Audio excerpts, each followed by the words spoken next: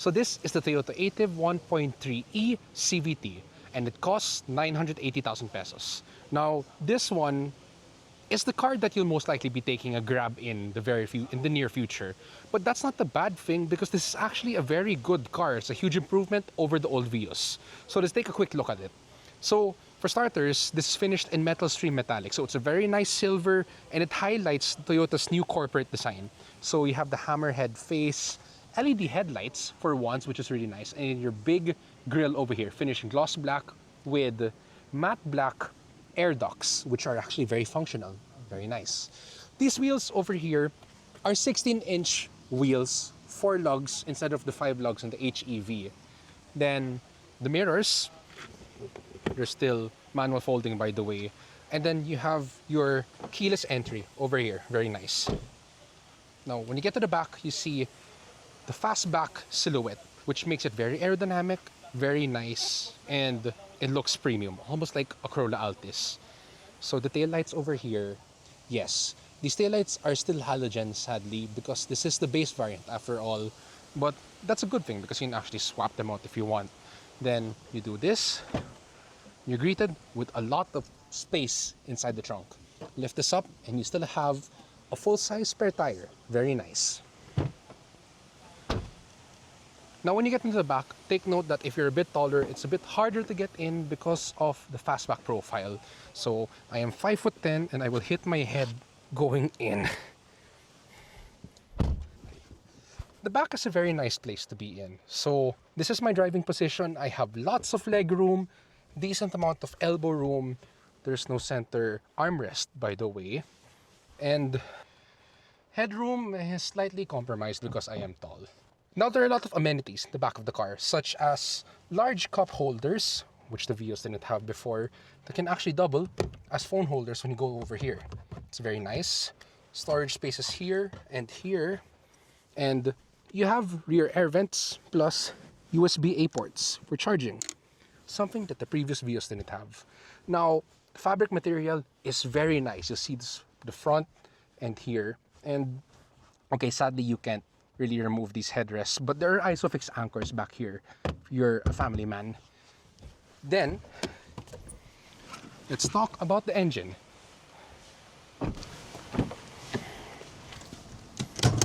Now, if you've owned or driven a Vios before, this engine will be very familiar with you, because this is the 1NR VE, 1.3 liter naturally aspirated engine producing 98 horsepower and 122 Newton meters of torque, sending power to the front wheels via either a 5-speed manual or a continuously variable transmission, which this has. Yeah, there are lots of parts available for this, so it's a good thing. You don't have to worry that much if you need to swap out a few bits here and there, and reliability as well. Now, we get to the front seat. So you can see when you get in right away, it's a generally very nice place to be in. So unlike the others, this has brown soft touch material over here. Lots of matte plastics. Yeah, it looks kind of cheap, but it's a lot better than the piano black plastics used in the other trims, which is very fingerprint magnety. So a smaller 9-inch display over here with wired Apple CarPlay and Android Auto. And then we start this up. You're greeted by a 7-inch digital driver's display with a segmented LCD speed readout and fuel readout on the side. Pretty simple. You can actually hear the turn signals are like... But if you don't like that, you can change that to traditional or something to annoy people. Then over here, no wireless charger, just a storage space, 2 USB-A ports, and there, you plug it in, your Android Auto goes in. Also over here, what's that? You have automatic climate control, which previous base model Vios or even the top E and XLE did not have, only the G did. Other amenities, this one actually has 2 cup holders, driver and passenger, in front of the air vents, which the car did not have. Lots of blanking plates because this does not have Toyota safety sense, but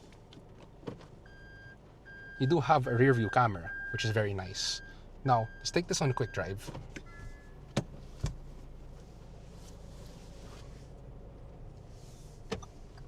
So we're bringing this out for a very quick drive because we don't have that much time with this. So hopefully we'll get back to you with a full review of this car when we get to live with it for a bit longer. First impressions.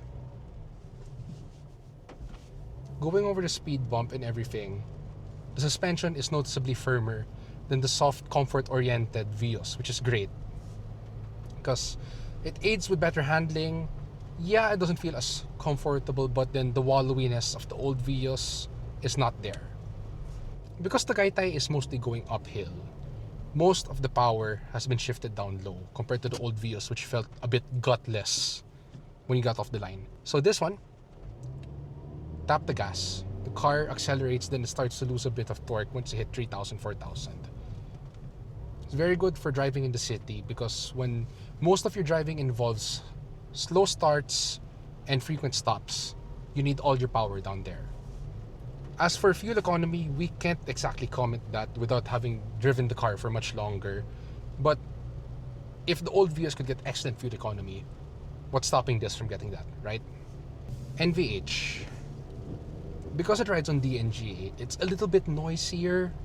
You can hear a little more noise go in the car and everything, but in the 1.3, it's not like a labored 1-liter 3-cylinder engine found in the race. So it's a comfortable drive. And as for steering, well, if you've ever find yourself behind the wheel of this, know that it's very easy to go around turns and it's perfectly weighted, so it doesn't feel too vague, it doesn't feel too light. You get a good sense of direction, speed, and communication with the road. Interestingly, the transmission likes the engine brake, so the CVT is pretty well tuned for your driving. And I think that's pretty much it for our first impression. So as we've said, if you want to hear more, wait for us to get our hands on the car for a lot longer. Thanks for watching this POV video and hope to see you soon.